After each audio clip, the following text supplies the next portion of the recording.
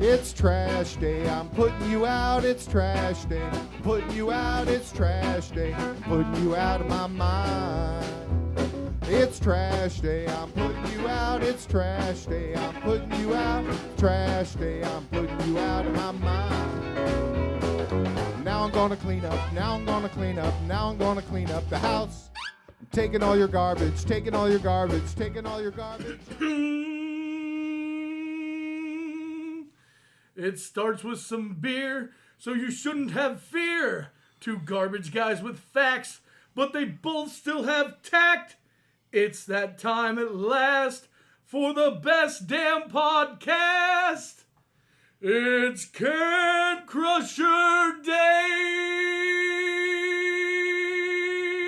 And welcome back to Can Crusher Spotlight. Mark Martinez here, bringing you all the interviews that we can pack into this podcast, and I'm excited about this interview that we have. It is with an OVW star that is just rocketing, really taking off. Earlier in the year, he was a two-time champ, meaning he had the OVW TV champion and the OVW heavyweight championship. And now, recently, he was voted, however you want to say it, number 428 in the top 500 for Pro Wrestling Illustrated. So this guy is making waves across the board. It's Dimes. We sit down and we talk about everything, how he got into wrestling, holding two belts. It is a fun interview that we dive into Dimes' life of a professional wrestler. God, we're back. We're back, and I'm so happy to be back. Before we get to the interview, I still want to say thank you for all the love and support that you guys have given me in this tough time with the passing of my mom. It's been amazing with this podcast is due, just having people reach out and say, hey, we feel sorry for you. And I never talked to you. I haven't even gotten a text from you or anything. But it's just the wrestling community and how much it's a family. And speaking of family, we talk about this a little bit with Dimes, how OVW just continues to grow as a family. And this next, air quotes, class coming out of OVW is ready to take on the world. They really are. But I don't want to spoil the whole interview because I could talk all about it, but you should hear it from Dimes. Dimes is number 428 in the top 500 of PWI, and that interview is coming next after we hear from Al Snow about Collar and Elbow. Guys, if you want to order all these great wrestling gear from Collar and Elbow, type in Can Crushers at the end in the little promo box. You'll get an extra 10% off. Can Crushers, capital C-A-N, capital C-R-U-S-H-E-R-S. Can Crushers. And you'll get 10% off your order. That's anything that you order. Plus, it helps give back to this podcast. So you're saving some money, you're kicking them some our way, and you're getting some great gear. So here comes Al. We'll dive in to the interview with Dimes right after this. Wrestling.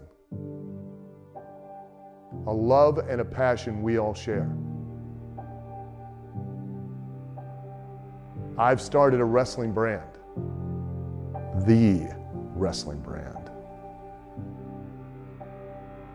A brand founded on the aspects of wrestling. Two entities working together to create a product that connect emotionally for people everywhere. Collar and Elbow is the brand. Passion and love for wrestling is the drive. I am Al Snow, and this is Collar and Elbow, the wrestling brand.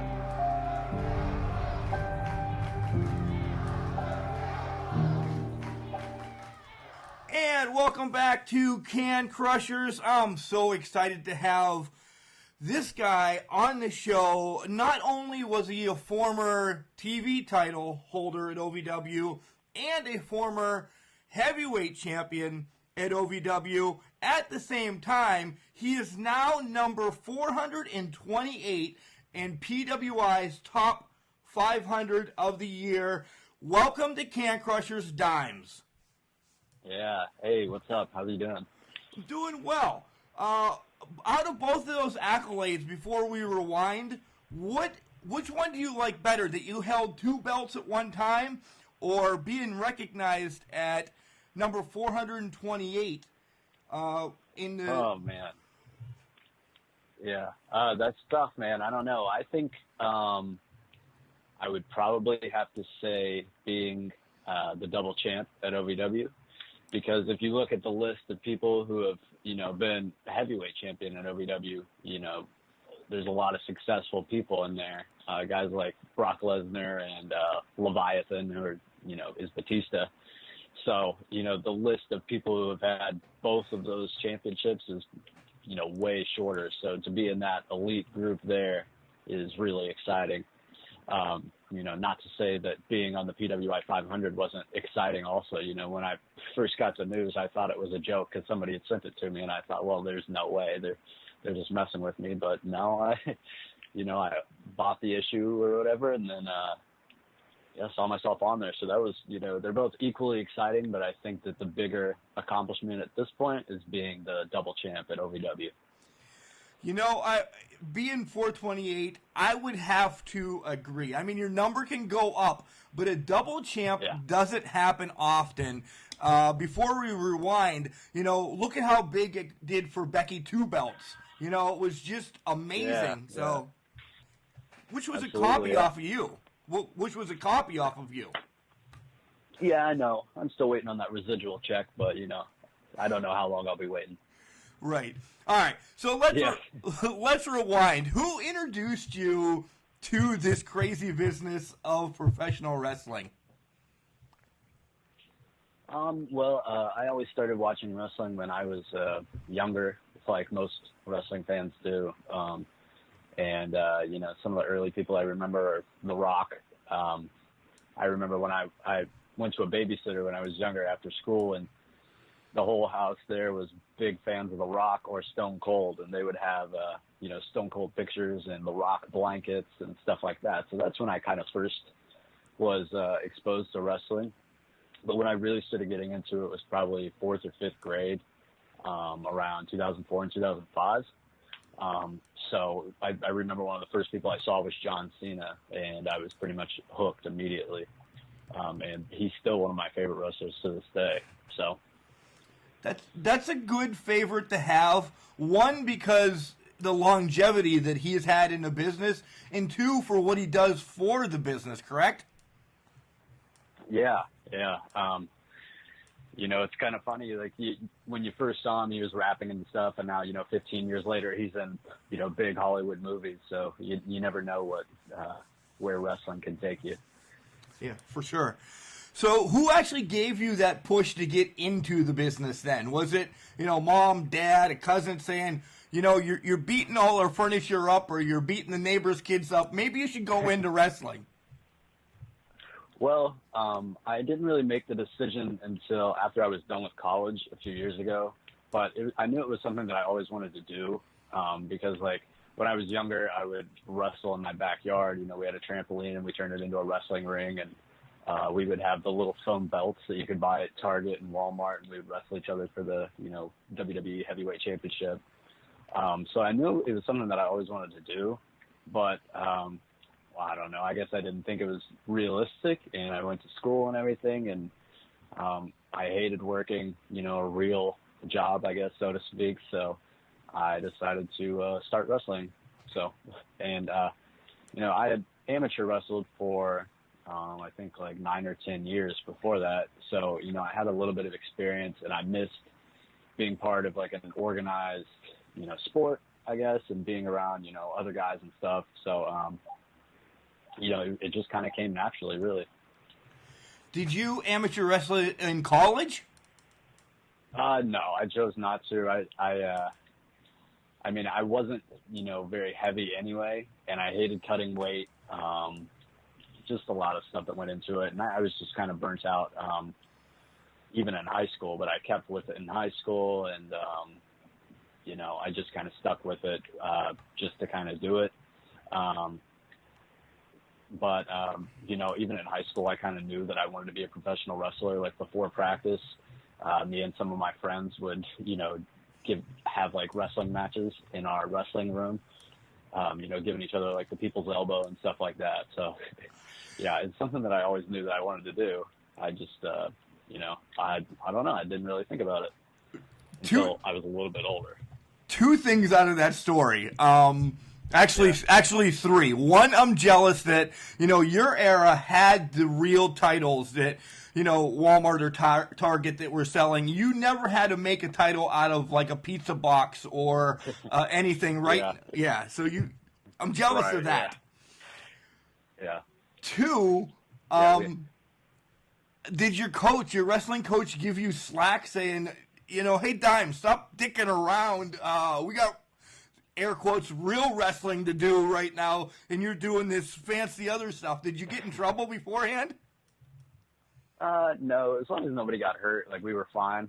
But I can remember one match specifically that I lost in high school because I tried to like put on a show, I guess, and the final score was like 18-21, which, you know, in high school wrestling is like a huge score. So, you know, sometimes I kind of risked it just to, you know, try to look cool or, you know, put on a show, I guess, and make it exciting for other people.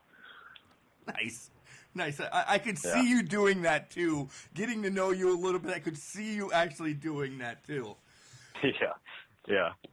So before you came to OVW, you actually trained elsewhere as well, right? As far as professional wrestling, no, I did not. You did? Yeah, just amateur wrestling. Okay. So OVW is my first school and, you know, the place that I've kind of made a home. Okay. And why OVW then? Well, I am from New Albany, Indiana, which is right across the river from Louisville. And, you know, that I think that I'm pretty lucky just in general because, you know, OVW is a great school. And, you know, you look at the names that have come through OVW, like I was saying before, like, you know, John Cena, Batista, Randy Orton, Brock Lesnar. And I know those are some of the biggest names, but, you know, in our locker room, we have pictures of probably like 70 people who have gone on to Impact or WWE or Ring of Honor. And it's kind of like people who have graduated, I guess, onto making, you know, a bigger splash. And, you know, guys like Rico or, you know, Kelly, people like that, they're all over the wall. So I thought that OVW was my best opportunity to make myself the biggest success that I could be. And especially with Al Snow coming in, you know, things are a lot different, and I'm learning a lot more under him. Yeah, guys, he's not lying about all the pictures. I've been back in that locker room, and it's unbelievable, the who's who. I mean, you know the big names, but if you step back and you're like, oh, man, I forgot. And it's just, how can I put it? It's almost like a wrestling hall of fame in that locker room, right? Yeah, it is. I mean, we produced a whole class of, you know, superstars that are, you know, out of this world, and they're still wrestling. You know, guys like Cena and Lesnar are still, you know, main event people when they want to wrestle. So, right. Yeah, so it was an easy choice, I thought, for me to make. So let's talk about some of your trainers, you know, because I know the way, and if you continue to listen to Can Crushers, you guys know that there's like 3 training aspects of OVW, but let's talk about some of your trainers. Who was your first trainer? So my first trainer was actually Matt Capitelli, and I was lucky enough to have him before he passed away. And I was in the last like real class where he could kind of work with us and stuff before he was too sick to you know, keep going. But yeah, he was my first trainer, and then you know, after my couple months with him, I've been training with Rip Rogers ever since, and he is quite the experience.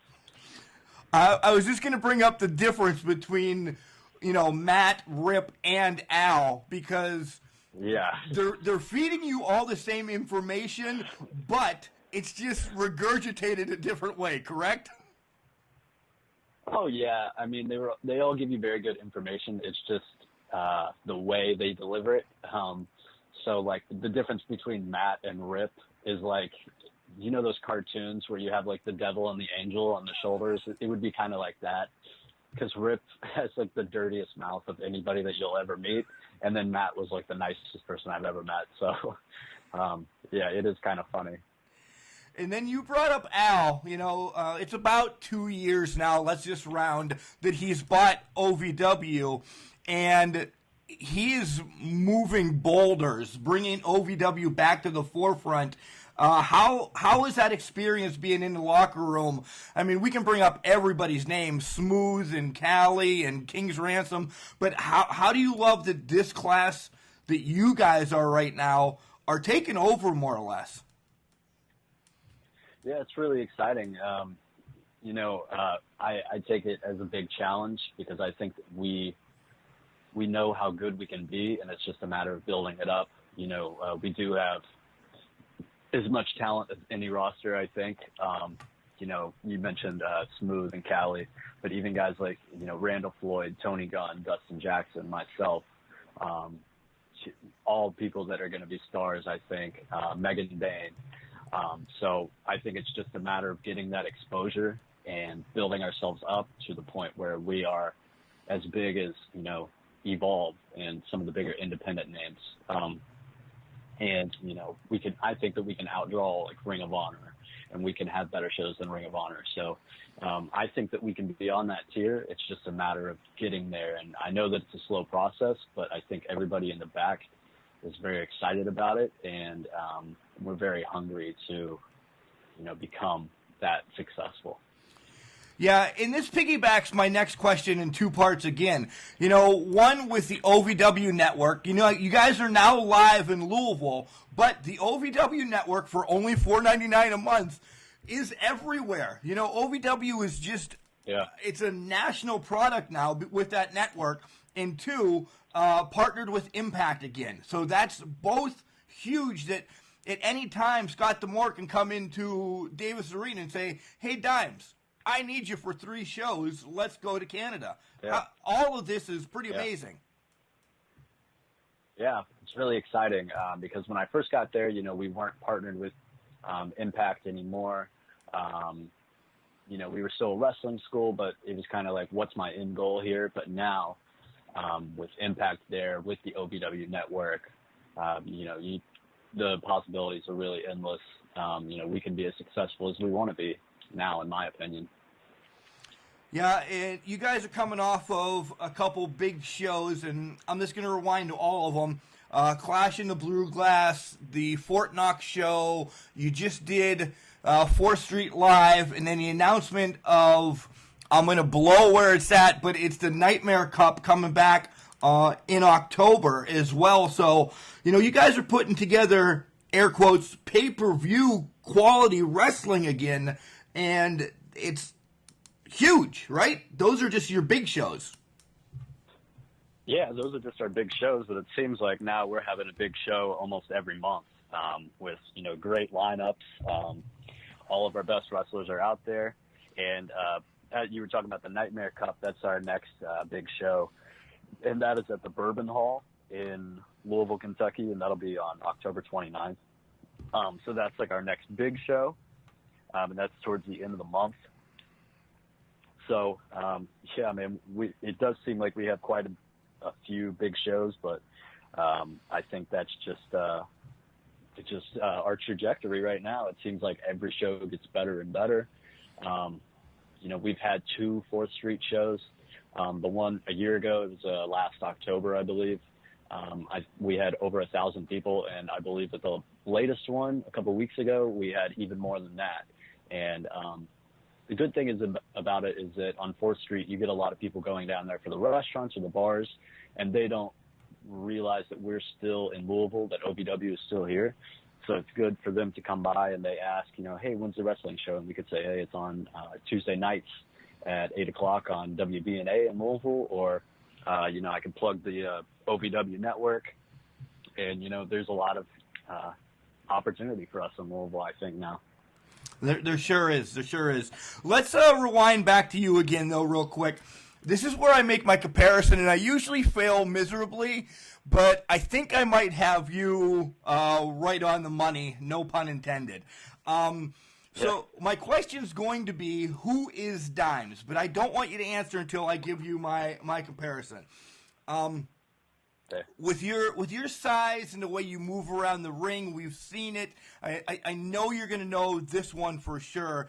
I compare you to Rey Mysterio Jr. You wore a mask for a little bit. That really didn't have anything to do with it.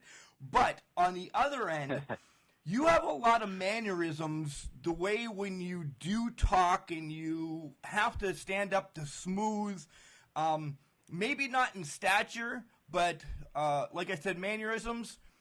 I put you as The Rock, too. Like, you can talk. When you need to get your point across and you want to either be an ass or comic relief, you're that damn good, Smooth. Dimes.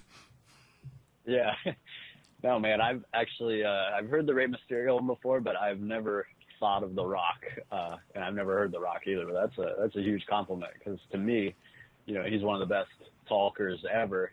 But I get what you're saying, because I do think that I'm, funny. I think I'm funny. I don't know. Other people probably don't. But yeah, and at the same time, I can stand up to Smooth. I don't care if he's 6'6" or whatever. I can move around with anybody in that ring, and I've proven I can beat anybody. So, yeah, I do think that those are two good comparisons. But it is kind of funny, like the two differences there. So you're saying I might have got this one right? Yeah. I don't ever really try to be The Rock, I guess, but he is one of the best talkers, and I do love watching his promos.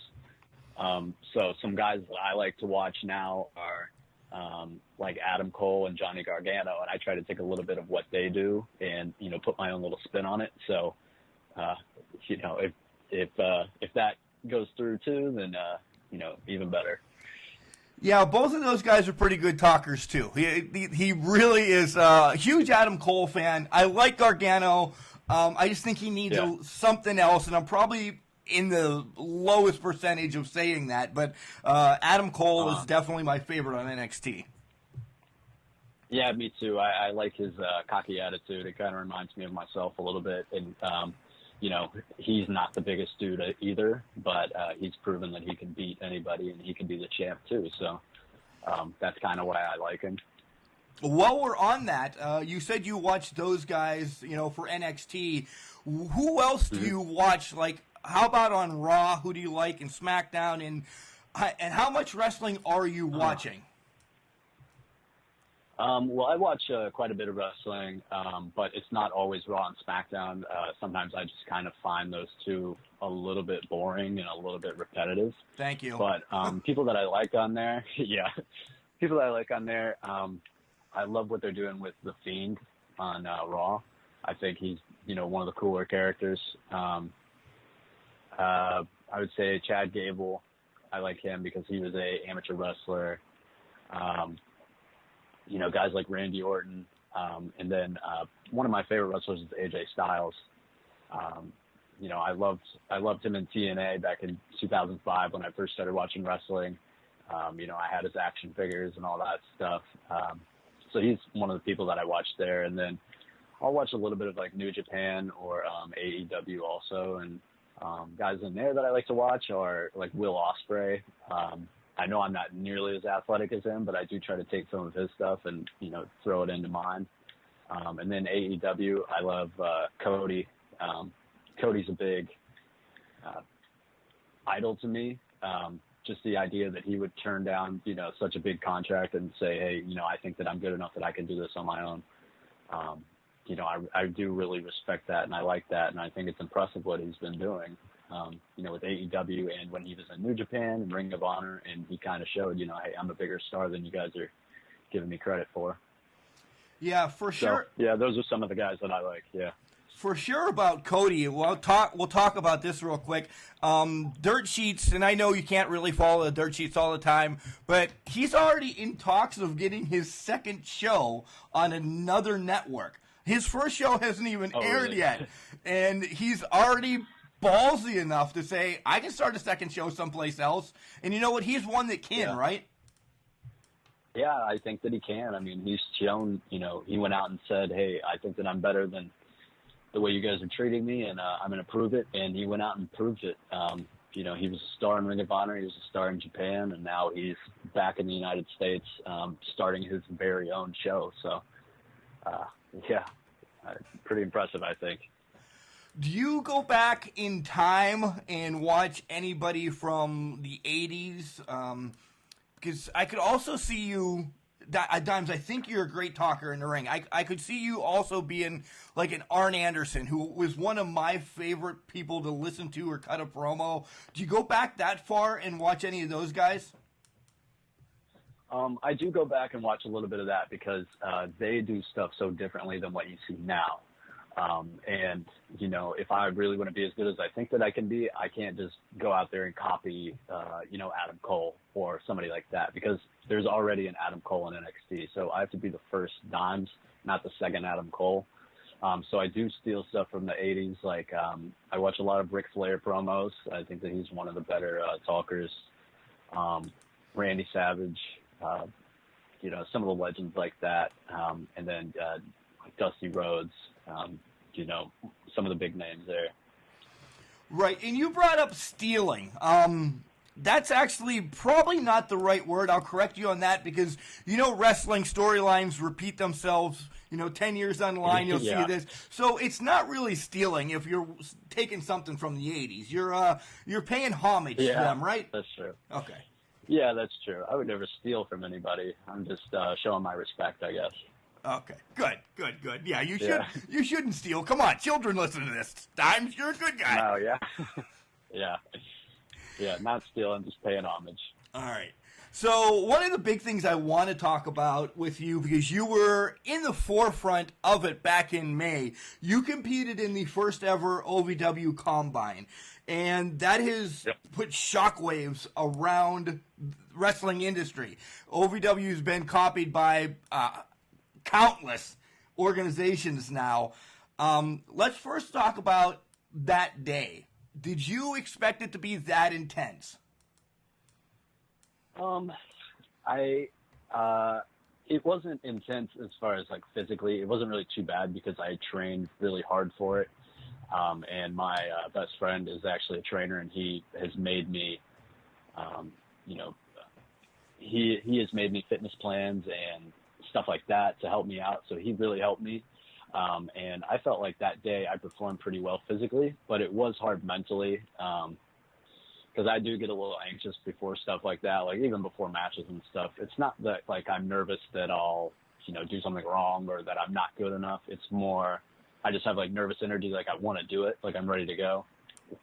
And I would say that day, that's what, was the hardest. And also we had a SNS that night too, so it was a pretty long day.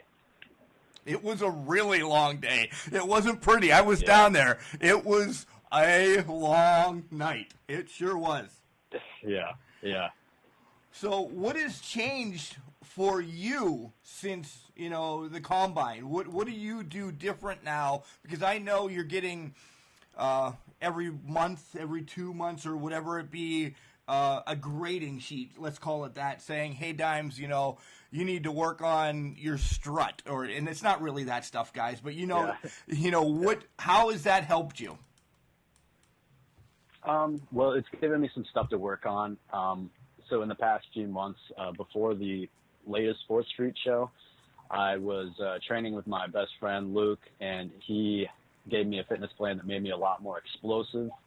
And I specifically asked to make my chest bigger, and my bench went up 15 pounds, my max bench. So, working on stuff like that, I kind of knew what I needed to work on just in general.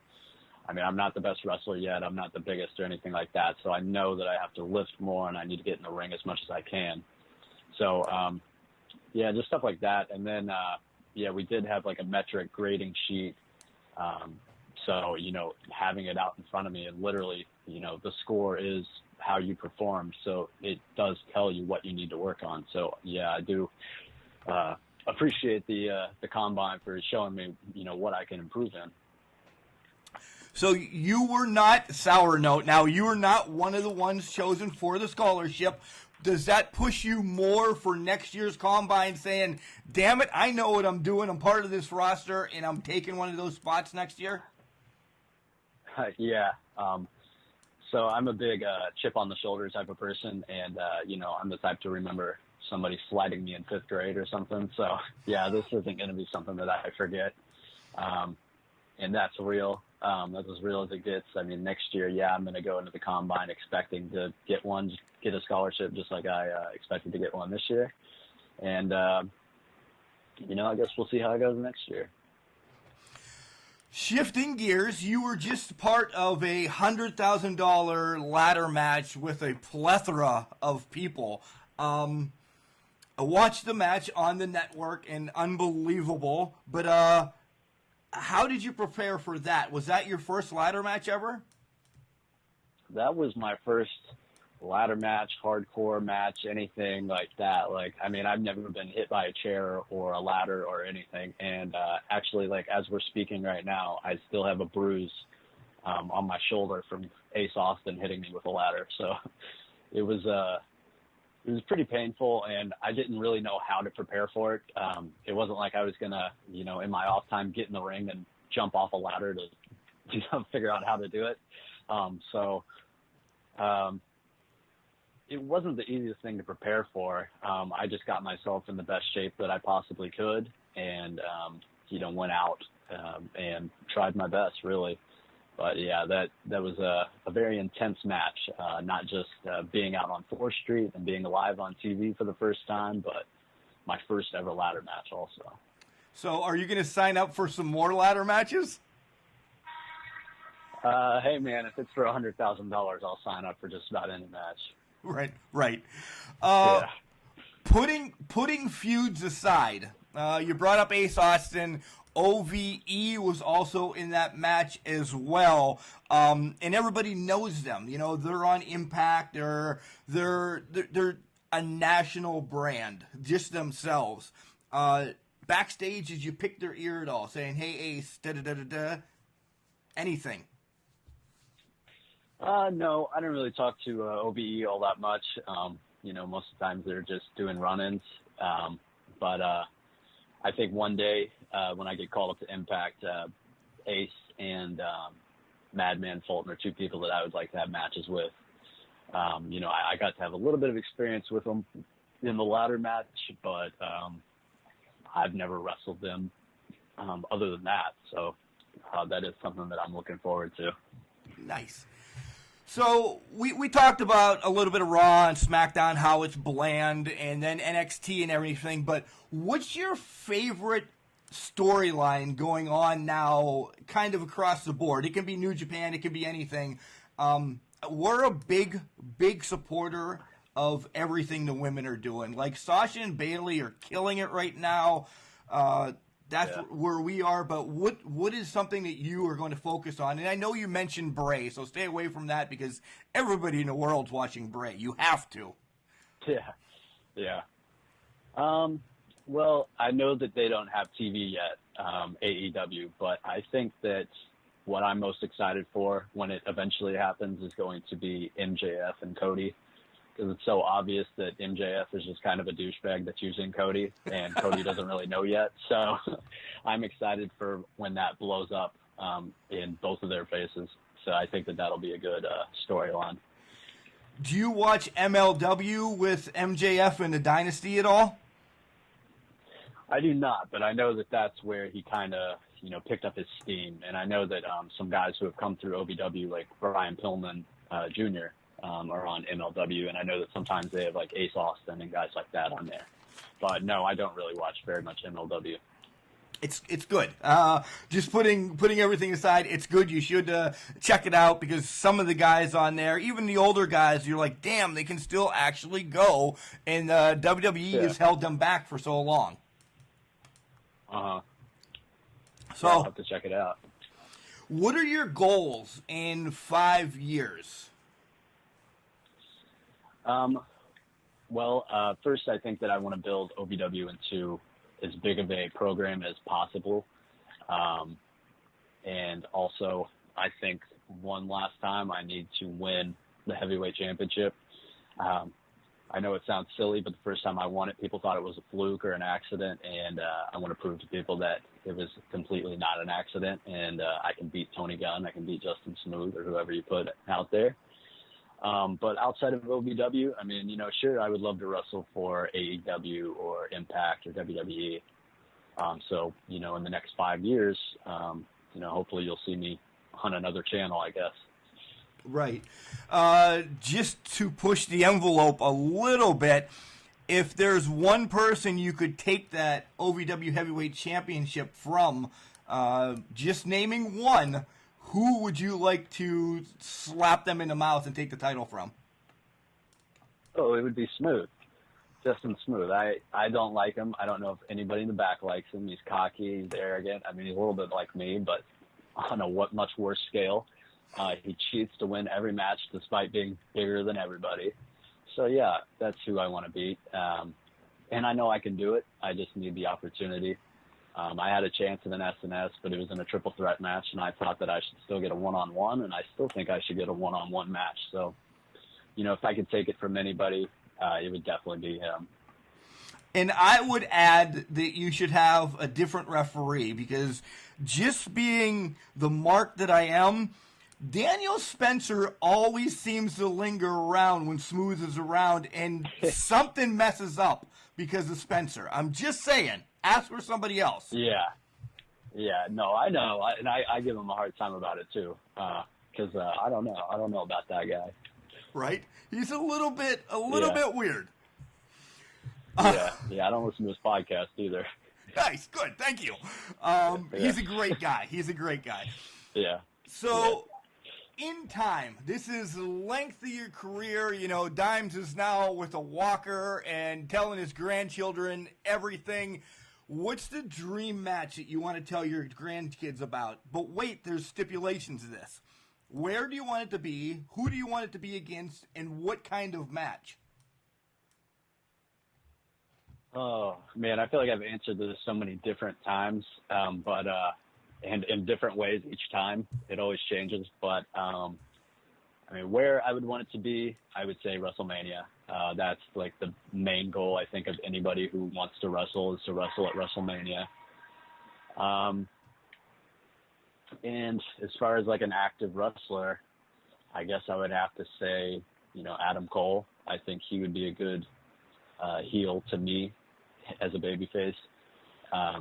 So Adam Cole at WrestleMania, and let's say a Iron Man match. Nice. I'll have to call Britt Baker and see if we can set this up, because I kind of know them. Throwing my business around a little bit. Maybe Britt can send Adam down to OVW and you can get that one off and then make it to WrestleMania together, because that would be amazing. Yeah, he can come down to OVW. I'll go to NXT, and then we'll do the third match at AEW. See? Look at you. You're already marketing it yourself. Yeah, look at that. So that would be awesome. You've been in the business a bit. What are you telling the kids that just went through the combine that are going to say, hey, Dimes, can you give me any information about the wrestling business? What advice are you giving them? Oh, man. I would just tell them to, work hard, keep showing up, and wait your turn. And eventually, you're going to get your turn, and you're going to get an opportunity, and you have to make the best of it. I feel like that's what I did. Nobody expected me to become television champion, and nobody expected me to become, our heavyweight champion. But those opportunities came to me, and I took the best of every opportunity. And now, I'm a much bigger name than when I started. When I started, I never thought that I would be in the PWI Top 500 or, even scratching the main event of OVW, and, to main event in SNS and to be the champion and everything like that is really exciting, but it didn't come by accident. I did have to work hard. I had to show up to train, even when I didn't want to.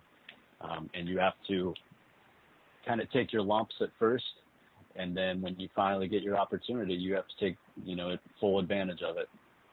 So I think that's what I would tell them. Has there been any hiccups in your career that you've been like, oh, damn, this put me on the shelf, not being injured or anything, just something that you had to take a step back and regroup from? Yeah, when I got suspended for accidentally hitting the camera person, it was very frustrating because I wanted to wrestle and I wanted to be out there. I wanted to be in the main event instead of, whoever. I remember I missed our 100th SNS that I was supposed to main event. I ordered new gear and everything for it, so that was really frustrating, and that took a little while to deal with, I guess, and to get over. But yeah, I think I'm over it now. But that was something that was really frustrating for me, was to get suspended. And is there anywhere you're going in the near future besides OVW? Are you spreading your wings and going across the pond, a river, doing some shows in Indiana? Are you branching out? This is your time to tell us what else is up with Dimes. Oh, no, man. I'm only interested in OVW right now. If a place like Impact or NXT were to call me, then yeah, I would go over there. But for right now, I think that, OVW is the best around. We have live TV, we have weekly television. We're doing big shows. So, OVW is the place for me, and I don't really see myself leaving to go anywhere else right now. Nice. All right, Dimes, tell everybody where they can follow you on social media and so on and so forth. Okay, so I'm on Instagram and Twitter, and my handle is @DimesWrestling. That's DIMES Wrestling.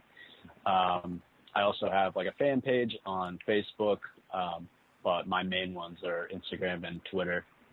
And then we have the big show at the end of October at the Bourbon Hall in Louisville for the Nightmare Cup. So everybody come check that out.